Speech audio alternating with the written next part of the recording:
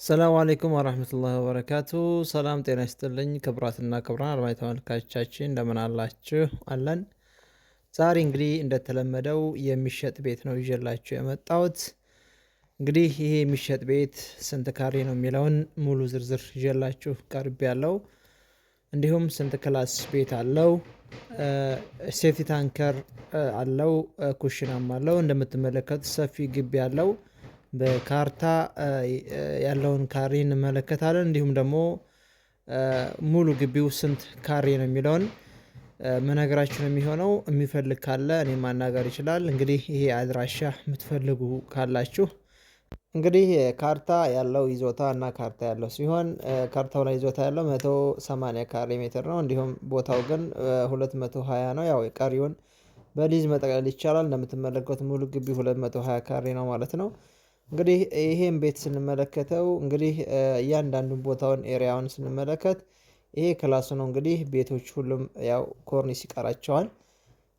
እንግዲህ ሌላ ምን የሚቀረው ነገር የለም። ያው ኮርኒስ እና ግድግዳ ቻክ ነው የሚቀረው። በሩ መስታወት ተገጥሟል። ይሄ የምትመለከቱት ሴፍቲ ታንከር ነው። እዚህ ጋር እንደገባችሁ የጎማ ያለበት ሴፍቲ ታንከር ነው። እዚህ ጋር ደግሞ በውጭ ሸዋርና ሽንት ቤት አለው። ግቢው መኪና ማቆም ይችላል።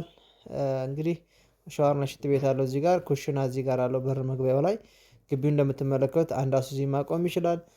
5 ክላስ ቤት አለው። ግቢው እንግዲህ መኪና ማቆም ይችላል። እንደምትመለከቱት በረንዳው ሁሉ ነገር ያለቀለት ነው። እንግዲህ ይሄ ቤት እየተባለ ያለው 4.9 ነው። የሚገዛ ካለ ድርድር እኔ ጋር ማድረግ ይችላል። ወሳኝ የሆነ ቦታ ነው። መስጂድ አለ አካባቢው። መስጂድ ጎረቤት ነው ያለው። እንግዲህ ሌሎችም አሪፍ ወሳኝ የሆኑ ባዶ ቦታዎች የምትፈልጉ ካላችሁ፣ እንዲሁም የብሎኬት ቤት እንዲሁም ደግሞ የጭቃ ቤት ያለቀለት ምርጥ ቤት የምትፈልጉ ካላችሁ እኔን ማናገር ትችላላችሁ። እንግዲህ ይሄ ያለበት ቦታ በኬሚሴ ከተማ ሲሆን የሚሸጥ ያለው ቦታ በሌላም ቦታ የምትፈልጉ ካላችሁ እኔን ማናገር ትችላላችሁ፣ በሌላ ከተማ ማለት ነው። ለዛሬ ይዤላችሁ የመጣሁት ይህን ይመስላል። እንደዚህ አይነት መረጃ የምትፈልጉ የሚመቻችሁ ላይክ፣ ሼር አድርጉና አሳዩኝ። እንዲሁም ኮሜንት ላይ ያስቀምጡልኝ። ስልኬን የመጀመሪያ ኮሜንት ላይ አስቀምጣለሁ። ቤት ቦታ የሚፈልግ ካለ ማናገር ይችላል።